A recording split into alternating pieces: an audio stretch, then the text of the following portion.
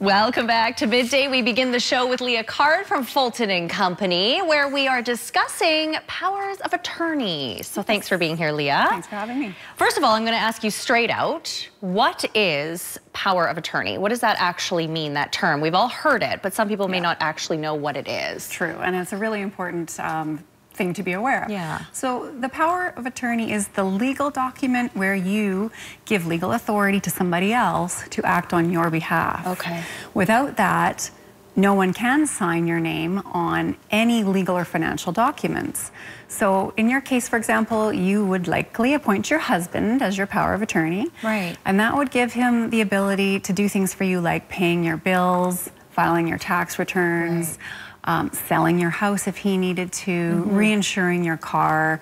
So all of those important financial or legal stuff that has to be taken care of, but without that power of attorney, no one has the ability to do that for you. Okay, so is this something that you should be putting into place when? You know, how early? How long do you wait to put something like this into place? Do you wait until maybe you've been told from the doctor that you are not going to be able to take care of your own affairs? That would be the last case. So that's a last case resort, is when things are becoming dire. Ideally, you've had the foresight and the ability to put it in place early, and then it's just tucked away and not used until it has to be, which might be months or years or decades in the future. Okay. But the idea is the pre-planning. It's difficult, it's more challenging to do a power of attorney when you're suffering from a mental or a physical illness.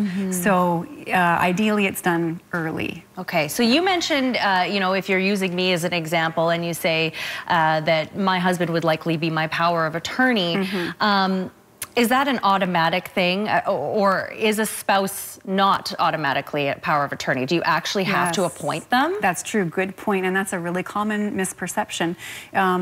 We always assume that our spouse can do things for us because in many cases we organize our affairs where our bank accounts are jointly owned with our spouse. So it just seems a matter of course that we can spend money from that joint bank account. But that's only the case because it's jointly owned. If you had a bank account in your own name and your spouse needed to access it, he wouldn't be able to unless you had granted him that power of attorney. And similarly, your home, which you may both co-own, he wouldn't be able to sell it for you if you were incapacitated or had a brain injury and you couldn't sign a legal document on your own behalf. He couldn't do that unless you had granted him power of attorney beforehand. Okay, so it is up to the person. I mean, it's not an automatic thing. So what about children? Can they as well be appointed? Is it really anyone that you want? It is. It's your decision as to who the appropriate person is. And that's often determined by their abilities, their proximity to you. Are they willing and able to take this on? And generally, older adults appoint their adult children. If the circumstances fit. Is this something that that maybe a lot of people aren't knowledgeable on? I mean, I've heard the term power of attorney, so right when you said that you were going to talk about this topic, I thought, oh yeah, I know what that is.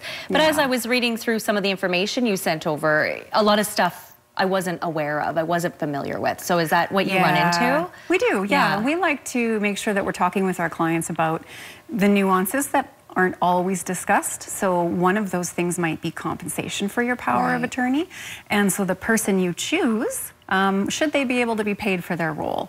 And often we see that where it's an older adult who's appointing someone a little bit more removed from the family, so maybe a friend or a more distant relative. And they may feel, well, since they're not going to be sharing in the estate after they pass away, that person that they've chosen should be paid for their time and their energy and for shouldering the responsibility. So compensation is something that you can address in the document. If you don't address it specifically in the power of attorney, they're not allowed to be paid.